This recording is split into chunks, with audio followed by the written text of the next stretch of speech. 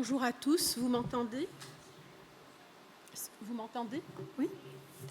Alors, je tiens tout d'abord à... Merci, mesdames, chères consoeurs et modératrices de la session. Chers amis, madame, monsieur le président de la Forska et cher ami, Siezdin Gmera, Fatema Azizi, cher ami, président de la FMO, je suis ravie d'être parmi vous. Merci de m'avoir associée à ce beau congrès. J'ai eu des échos sur l'activité d'hier à laquelle je n'ai pas pu prendre part. Mais comme quoi, quand on unit nos efforts, les choses sont encore plus belles et plus grandioses. Donc, continuons ainsi. Alors, merci pour le choix de ce sujet, parce que c'est un sujet très pratique et je pense qu'il est au cœur de l'actualité, ne serait-ce que parce que, dorénavant, on devrait avoir un parcours de soins avec les GST et il y a beaucoup de choses qui sont du domaine de médecins de famille, de proximité, et qui sont vraiment faciles pour vos compétences. Donc, mon rôle aujourd'hui, c'est de rappeler quelques bases, mais surtout de donner, on va dire, des astuces pratiques pour améliorer la prise en charge diagnostique et thérapeutique des mycoses au quotidien. Donc, comme vous le savez, les mycoses, ce sont des infections fongiques. Alors, plusieurs espèces dans la nature, plus de 100 000. Une centaine sont pathologiques pour l'homme, certaines aussi pour l'animal. Et c'est un motif très fréquent de consultation, que ce soit en dermatologie, qu'en consultation de médecine générale. Alors, beaucoup d'études, notamment à l'étranger, disent que le tiers des consultations au centre de santé peuvent être des infections cutanées, notamment des mycoses. Donc, ça vaut la peine de maîtriser le sujet. Alors, ce qui est très important à dire d'emblée, c'est que quand on a des mycoses, il est primordial de chercher les facteurs favorisants, qu'ils soient locaux ou généraux, parce que si vous les corrigez, vous allez éviter les récidives. Que ce soit des facteurs locaux, humidité, usage d'huile, de produits pas adaptés, que généraux, comme le diabète, l'obésité, etc., tout ce que vous connaissez. Donc, il est primordial, dans la prise en charge, de tenir compte de ces facteurs-là et de les corriger. Alors, les mycoses sont 3 groupes. Il y a le groupe des pityrosporoses. On connaît très bien le Pityrosporum versicolare ou versicolore, c'est le bec, très connu.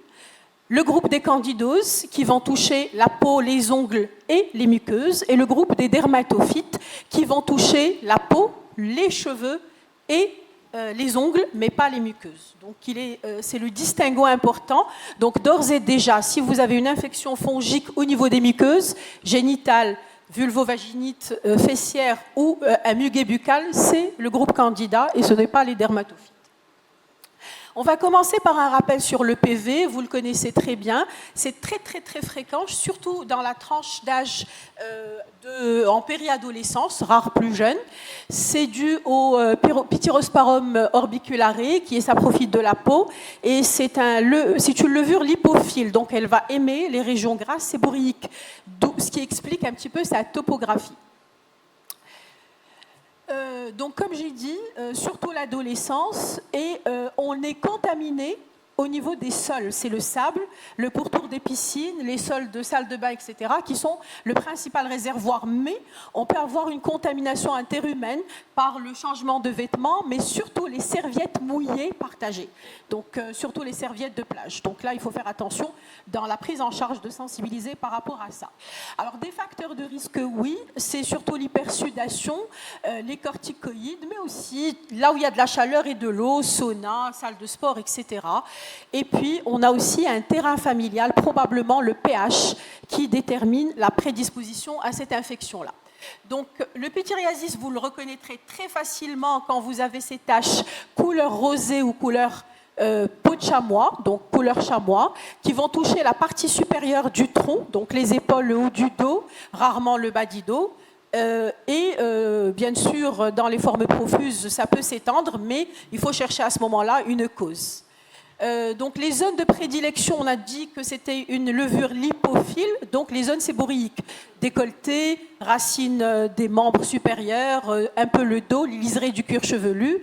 Et le diagnostic clinique est très facile. Au pire, on fait un petit grattage méthodique et on va voir comme une petite poussière qui va se décoller. On appelle ça le signe de Copeau. Alors, le pityriasis versicolore peut avoir aussi d'autres formes. Donc, soit une forme par confluence en nappe, comme ce qu'on voit ici sur la photo, de ma droite, ou alors des formes achromiantes où les lésions sont sans couleur, dépigmentées ou peu pigmentées. Et ceci est dû à la fabrication d'acide azélaïque par cette levure-là, qui va entraîner une toxicité du mélanocyte et donc l'empêcher, la mélanine, de se produire à ce niveau-là. Ce qui explique aussi qu'on voit plus ça en été, après le bronzage, par contraste. Donc c'est pour ça que vous les voyez plus pendant l'été. Alors, deuxième groupe, ce sont les dermatophytes. Alors les dermatophytes, c'est des levures aussi, des champignons filamenteux qui vont parasiter, comme j'ai dit tout à l'heure, la peau, les cheveux et les ongles, mais pas les muqueuses. 3 genres. C'est le trichophyton, l'épidermophyton et le microsporum. Vous allez me dire, oui, vous nous embêtez avec des mots barbares, mais c'est exactement ce qu'on va nous répondre quand on fera des examens mycologiques. Donc il faut vous familiariser avec ces genres-là. Et ils sont soit anthropophiles, c'est-à-dire contamination interhumaine stricte, ou zoophiles et géophiles en fonction du réservoir. Ce qui est intéressant, c'est de retenir, s'il vous plaît, ce schéma, il va vous faciliter la tâche. Les dermatophytes évoluent toujours de la même manière. Une spore centrale qui va être rouge au début, la petite tache, et puis les filaments vont segmenter 2 par 2 de manière dichotomique pour s'agrandir en taches d'huile. Et avec l'évolution, qu'est-ce qui va se passer ? Regardez le schéma. Le centre va disparaître, il va pâlir et la périphérie va rester active. Et c'est exactement ce qu'on va voir en clinique. Donc si vous retenez ça, le diagnostic clinique va être facilité par la compréhension des mécanismes. Donc je vais vous montrer ça tout de suite. Alors, dans les dermatophyties, c'est les teignes du cuir chevelu, c'est les dermatophytes de la peau glabre, les plis, grands plis, petits plis et le reste de la peau, ou alors les ongles avec les onychomycoses. Et puis, troisièmement, c'est le groupe des candidoses. Vous connaissez très bien le candida albigans, mais sachez que sur les prélèvements, on trouve de plus en plus d'autres espèces. Donc, il faut aussi être attentif à ça. Germe saprophyte du tube digestif, mais pathogène pour l'homme dans certaines circonstances. Et on le cultive très facilement sur milieu de saboureau. Je ne vais pas vous rappeler tout, mais rappelons-nous que le muguet est très fréquent avec les antibiotiques, avec la corticothérapie, le muguet buccal, que c'est un signe du VIH dès que les CD4 descendent en dessous de 200, donc il faut le garder à l'esprit pour chercher le VIH. Et ce sont ces dépôts blanchâtres, je ne vais pas m'étaler, vous les connaissez très bien, avec des sévérités diverses. Alors le candida, c'est aussi les vulvovaginites récidivantes chez la femme, sans immunodépression. Par contre, si vous avez une balanite candidosique, c'est forcément une infection sexuellement transmissible, transmise par la femme. L'homme ne fait pas de candida, sauf si c'est une infection sexuelle. Ça. Et donc, si on a une balanite candidosique chez l'homme, ça justifie la recherche des autres IST. Donc, on fait un bilan IST, syphilis, hépatite et VIH. Et puis, il y a la candidose génitofessière qui est très fréquente chez les enfants, comme ce que vous voyez ici. Donc là, on reconnaît très facilement les dépôts blanchâtres sur le fond des sillons, les pustules blanchâtres et cet aspect rouge vernissé. Je vais revenir sur certaines images. Donc voilà un petit peu pour le rappel globalement des différentes catégories de mycoses cutanées. Alors maintenant, comment améliorer le diagnostic en première ligne ? Alors je vous ai inventé, j'ai travaillé sur cet algorithme que je vous invite de partager, qui est discutable.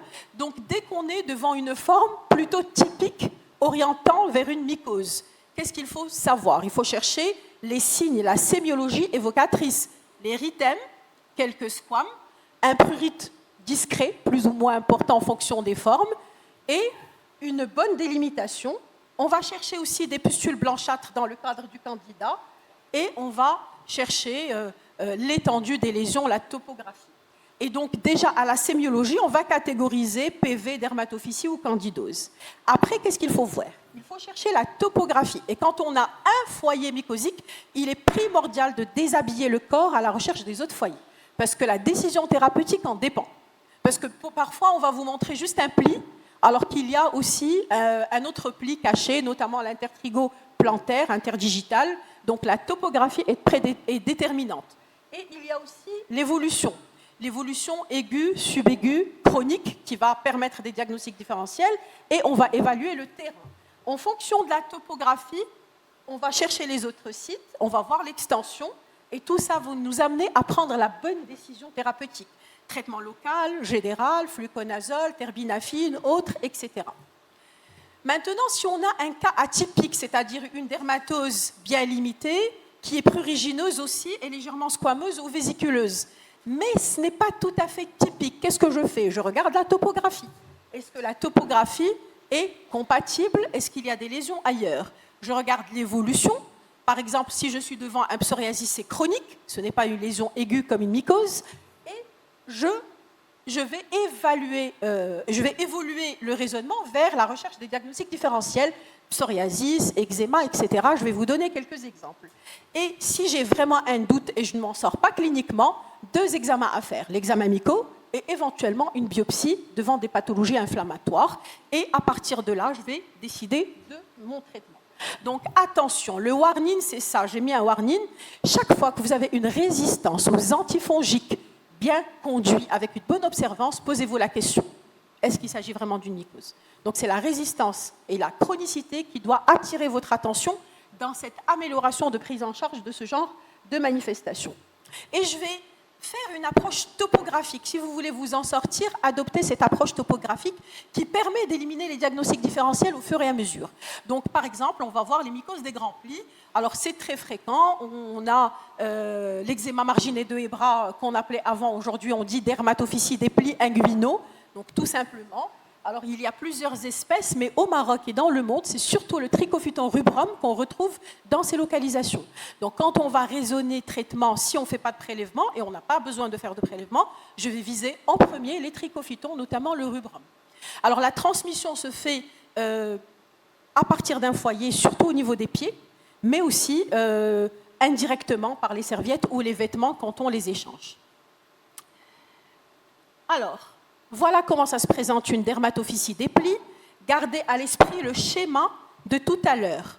Un centre qui est plus clair, une périphérie active inflammatoire, des petites vésicules en périphérie qui ne sont pas toujours visibles, et cet aspect un peu, malheureusement le pointeur ne marche pas sur ces écrans-là, regardez l'aspect dit polycyclique ou en rosace. Donc retenez cet aspect un peu polycyclique qui attire l'attention vers les dermatophyties.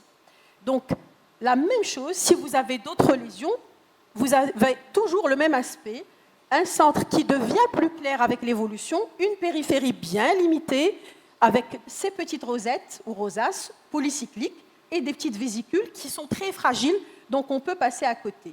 Et si on a cette sémiologie, eh ben, on est très probablement devant donc, un intertrigo. Pourquoi il y a... Alors, on va faire vite. Donc un intertrigo qui est dermatophytique. Et dans ces cas-là, le prurite est vraiment léger ou même absent. Il y a des gens qui sont plus gênés par ce qu'ils voient que par les lésions réelles. Alors, pourquoi ça ne passe pas? Pourquoi ça me fait ça? Il y a un problème. Voilà. Alors regardez, c'est exactement le même aspect. Donc je ne vais pas détailler et reprendre la sémiologie. Par contre, ici, c'est au début. Le centre est encore rouge, comme ce que je vous avais expliqué, mais avec l'évolution, il ne va pas lire. Chez l'enfant, évolution, regardez, c'est à peu près le même aspect. C'est rare chez l'enfant, mais on peut en voir. Là aussi, c'est un intertrigo trichophytique. Alors, regardez, est-ce que c'est la même chose? Oui, certainement. Mais ici, chez cette patiente obèse et diabétique, tous les plis sont touchés. Donc, on parle de complexe des plis dermatophytiques. Ça va conditionner notre traitement, bien entendu. Ici, il n'est pas question de donner une petite crème. Il faudra associer le traitement général parce que non seulement c'est étendu, mais il y a un diabète sous-jacent.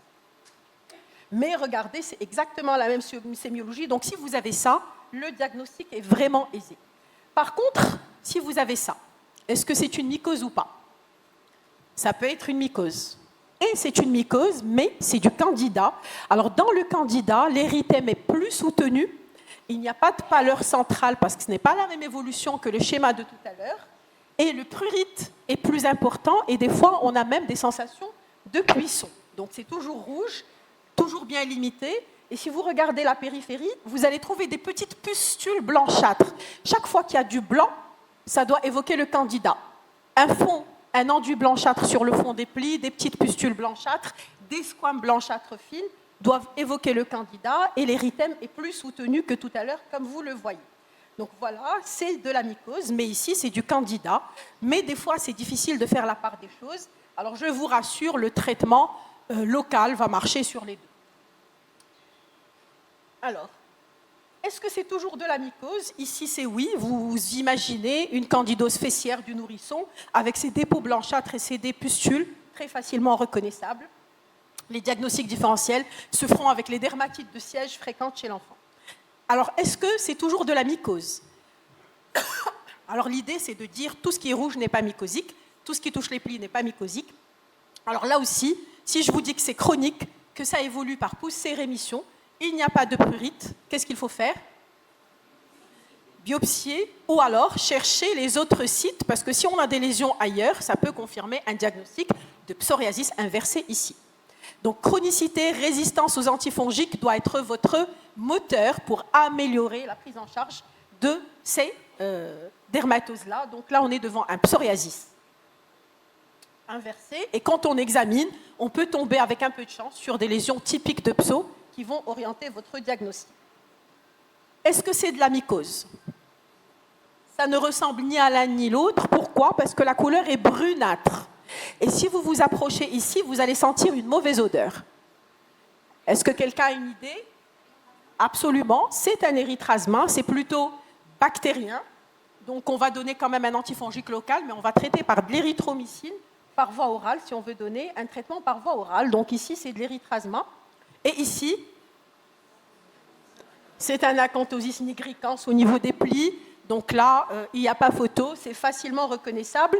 Alors, tout ça pour dire que quand c'est atypique, on va raisonner, on va affiner nos critères sémiologiques et on va voir la chronicité. Oula, pourquoi? À la régie, s'il vous plaît, il s'est affolé, il est parti à la fin. Pourquoi? Est-ce que vous pouvez le remettre à la plaque là où j'étais? Pour ne pas perdre du temps. Merci. Avancez, avancez, s'il vous plaît. Donc, vous allez voir plusieurs plis, les mêmes plis, toujours de l'érythème, mais on va raisonner, est-ce que c'est toujours de la mycose? Au fait, c'est améliorer la prise en charge. C'est non seulement avoir des petites finesses pour distinguer et savoir quoi faire. Avancez, avancez, s'il vous plaît, jusqu'à ce que je vous dise arrêter. Comme ça, on va vite, puisque le pointeur est un peu ralenti. Allez-y.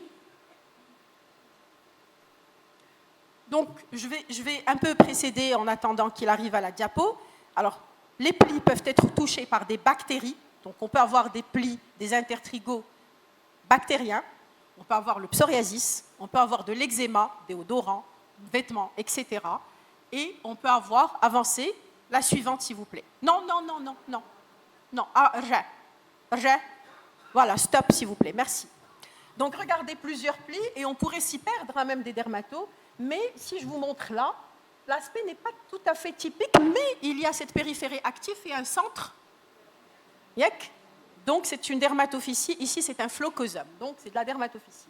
Est-ce que l'autre répond et ressemble? Pas du tout. Je vais vite parce qu'on n'a pas le temps de faire de l'interactivité. Alors, là-bas, c'est de l'eczéma. Alors, l'eczéma, deux caractéristiques qui doivent attirer votre attention. Des vésicules avec un suintement au début, un prurite beaucoup plus important que celui des mycoses, et un caractère très mal limité. Vous ne pouvez pas dessiner le contour. On parle de contour émietté. Donc là, si vous avez ces éléments sémiologiques, ce n'est pas de la mycose. L'intertrigobactérien, il y a toujours de mauvaises odeurs, du suintement, de la macération. Et après, on a de l'érythrasma sur l'autre et une dermatophysie débutante sur la photo du bas du centre. Donc vous voyez, j'ai mélangé un peu le tout, mais si on a l'œil, on peut très bien faire le distinguo. Chez l'enfant, les mycoses sont peu fréquentes, en dehors du PV. Donc, si vous avez un enfant de plus de 2 ans qui a des plis atteints avec le visage, posez la question si ça ne remonte pas à l'enfance, à la petite enfance, si ça n'évolue pas en poussée-rémission, pour penser à la dermatite atopique qui touche les plis chez l'enfant et où il y a de l'érythème, des squames et un prurite. Donc, chez l'enfant, pensez à la dermatite atopique. Les petits plis maintenant, bien sûr, ils peuvent être touchés. Ici, si vous regardez bien, vous allez voir un fond blanchâtre. Donc, c'est un intertrigo candidosique. Chaque fois qu'il y a du blanc, il faut toujours écarter les fonds de plis. S'il y a du blanc, vous êtes devant du candida. Et en plus, si vous regardez bien, il y a cette boursouflure au niveau des doigts, vous la voyez, c'est le périonychis candidosique qui est souvent associé à l'onychomycose candidosique. Donc si vous avez un intertrigo au niveau des mains, c'est surtout les ménagères, c'est à 99,99% du candida. Si vous avez de l'onychomycose à ce niveau-là, c'est du candida. Donc l'ensemble de ces éléments orientent vers un seul germe, le candida. Et donc dans mon approche thérapeutique, je ne me casse pas la tête, je traite le candida. Alors les petits plis, partout, on peut avoir partout. Mycose, oui, c'est de la mycose. C'est un dermatophyte au niveau de l'oreille, du pli rétro-auriculaire, petite squame, prurite léger, un peu. Qu'est-ce que je fais? Je regarde les pieds, je regarde entre les jambes. Ce petit avait un intertrigo, il faisait du sport, il était tout le temps en espa. Donc méfiez-vous, un petit pli peut cacher un autre. Est-ce que c'est de la mycose? Est-ce que ça y ressemble? Non, parce que les squames sont beaucoup plus importantes, n'est-ce pas? Et là, si je pose la question, dermatose chronique, récidivante, etc. Alors, devant l'une, là-bas, c'est un psoriasis. Vous voyez les squames épaisses. Et là, c'est une dermite séborrhéique. Alors, la dermite séborrhéique peut être aussi un diagnostic différentiel. Mais le champion, vous le connaissez, c'est l'intertrigo, interdigitoplantaire, qui est à l'origine de tous les maux, à l'origine des érysipèles, comme vous le savez. Donc, c'est le foyer à chercher et à traiter, quelle que soit l'autre topographie mycosique. Alors, ça part d'un petit prurite gênant jusqu'à des squames, jusqu'à des brides. Et si on ne fait rien, on a une extension qui ressemble à la sémiologie qu'on a vue tout à l'heure des dermatophyties. Attention, c'est une bombe à retardement à traiter sérieusement. Ici, c'est un intertrigomie. Il est bactérien et on peut avoir les deux. Donc, si vous avez du pus, si ça traîne, n'hésitez pas à ajouter une antibiothérapie au traitement. Alors, ici, c'est un eczéma aux sandales. Donc là, vous allez retrouver prurite féroce, vésicule, aiguë, achat de nouvelles sandales chez un homme. Donc là, le suintement au début, c'est ici, c'est bjblma, alors que dans les mycoses, on n'a pas ça. Donc des petites questions rapides à poser à vos patients. Et puis, on a le contact avec l'allergène. Ici, c'était des sandales en caoutchouc. Ici, c'est un psoriasis des plis chez un enfant. Donc si vous avez des squames aussi épaisses, ça ne peut pas être de la mycose. Voilà, j'essaie de passer à travers les photos des messages simples et clairs pour que vous puissiez un petit peu avoir des éléments d'amélioration dans la prise en charge de vos mycoses et de votre pathologie. Alors des fois, pourquoi ça fait ça? Alors, l'onychomycose peut revêtir plusieurs aspects, changement de couleur, changement d'aspect, épaississement, friabilité, etc. Chaque modification est suspecte d'onychomycose jusqu'à preuve du contraire. Mais là, je vous dis pour la première fois, l'examen mycologique culturel et direct est obligatoire. C'est même médico-légal. Pourquoi médico-légal? Vous donnez un traitement antifongique, vous avez une insuffisance hépatique, il n'y a pas de preuve, vous êtes responsable. Si vous avez la preuve, on n'est pas responsable, on a respecté l'indication. D'accord? Donc c'est très important de faire, et en plus c'est long, le traitement est coûteux, donc on est obligé d'avoir une preuve, et on va choisir aussi le traitement en fonction des germes qu'on va trouver, donc on ne va pas traîner. Regardez plusieurs aspects, si vous avez un peu de noir ou un peu de vert, soit c'est du candida, soit c'est des moisissures ajoutées aux dermatophytes.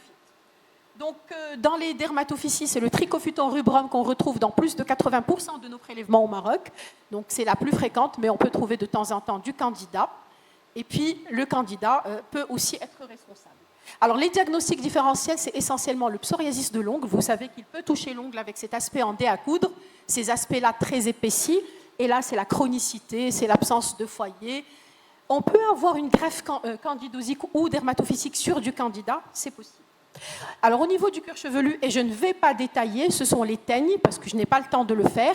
Il y a plusieurs types de teignes. Il y a les teignes tondantes, il y a les teignes microsporiques et il y a les teignes faviques.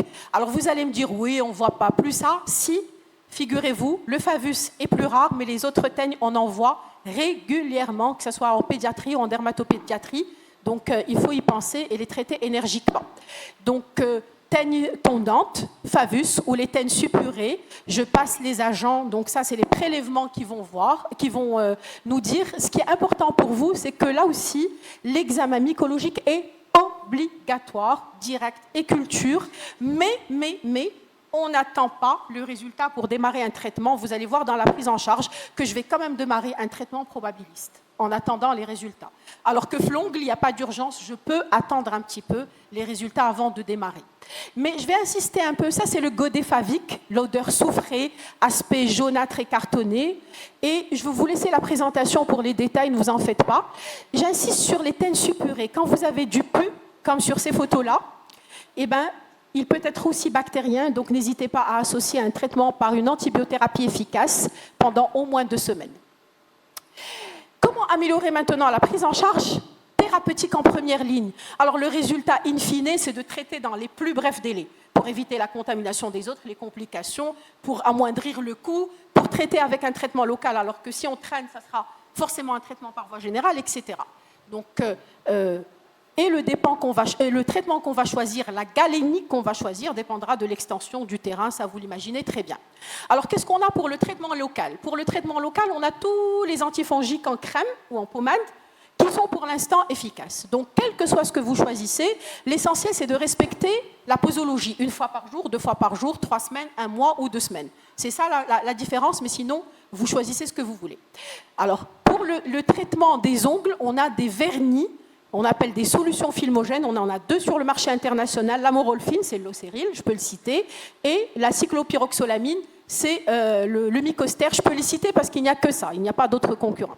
Le traitement systémique, la terbinafine, vous le savez, a révolutionné la prise en charge des mycoses, notamment des ongles et du cuir chevelu, on va le voir, et on a aussi le fluconazole, avec la Griseo que vous connaissez. Oui, on a dépassé, c'est un sujet qui ne se limite pas à 30 minutes, mais je vais aller vite, pour attirer l'attention sur les nouveaux traitements qui sont en train de rentrer sur le marché marocain. Alors, un petit mot, ce qui est intéressant, et je vais aller très vite, pourquoi la terbinafine et pourquoi choisir le fluconazole? C'est la question que tout le monde se pose. Alors, la terbinafine est un antifongique extraordinaire parce qu'il est à large spectre.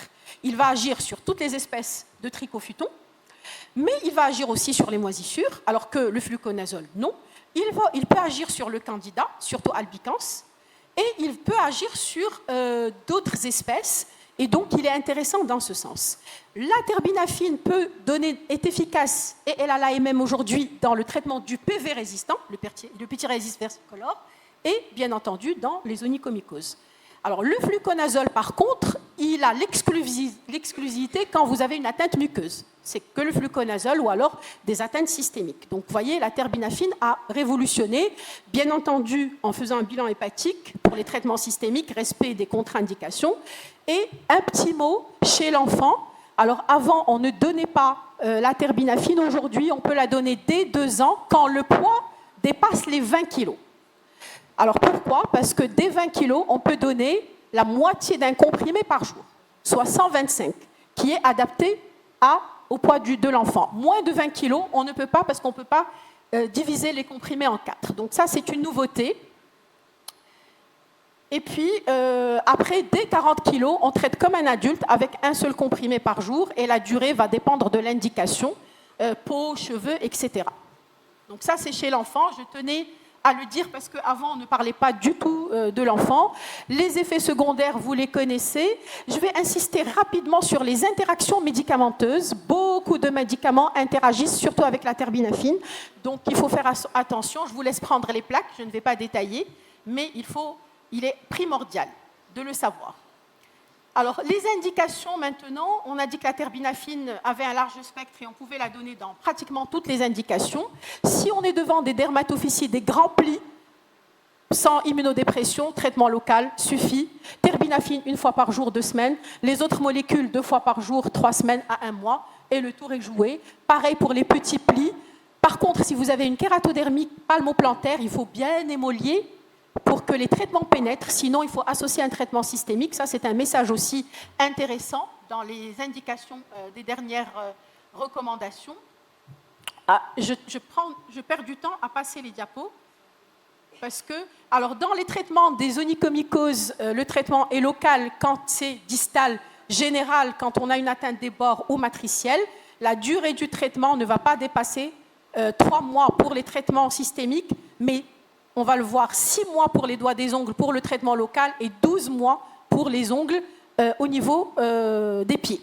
Le PV, le monodose, malheureusement, est en rupture depuis des années, donc on va donner un traitement séquentiel, 1 jour sur 2, kétoconazole ou sertaconazole. Ils ont l'AMM dans cette indication pendant 1 mois. Et puis on peut refaire un traitement préventif avant les baignades. Si c'est récidivant, terbinafine pendant 2 à 4 semaines. Pourquoi? Alors voilà, quand on veut aller vite, on va... Alors les onychomycoses, j'en ai parlé. J'insiste sur cette durée et j'insiste sur le fait que le Loseril, 2 fois par semaine suffisent. Le mycostère, enfin la cyclopyroxolamine, on peut l'utiliser soit 2 à 3 fois par semaine, soit tous les jours en fonction de la sévérité. Un petit mot, parce que vous allez me poser la question, vous allez me dire, ah, il y a des traitements séquentiels aujourd'hui. Moi, je n'aime pas les traitements séquentiels, c'est-à-dire 2 fois par semaine, etc. Pourquoi? Parce que c'est pourvoyeur d'allergies. Parce qu'on sensibilise à la molécule. Je préfère les traitements, en tant qu'allergologue, je préfère les traitements au long cours, mais des fois, c'est intéressant pour le traitement préventif. Alors, l'éteigne, c'est toujours un traitement local et général, traitement topique plus terbinafine ou griséo, 6 à 8 semaines minimum. Je vous laisse les posologies chez l'enfant et la durée pour chaque indication sur le tableau. Et puis, donc c'est exactement les recommandations de l'ANCM. Donc, c'est aller. Les candidoses, comme j'ai dit, fluconazole quand on a la preuve. Un petit mot sur les résistances émergentes dans d'autres pays. Ici, on n'a pas encore de résistance. La résistance à la terbinafine commence pour le trichophyton tensurans, qui est très rare chez nous. Donc attention, il faut bien utiliser la terbinafine pour pouvoir l'utiliser en toute sécurité pour les années à venir. Donc bien choisir les indications. Et je termine par cette stratégie. Il faut la bonne indication, le bon choix du médicament, la bonne durée, une bonne observance pour absolument arriver à bout des mycoses, pour éviter les récidives, leurs complications, le surcoût et les résistances. Et je vous remercie.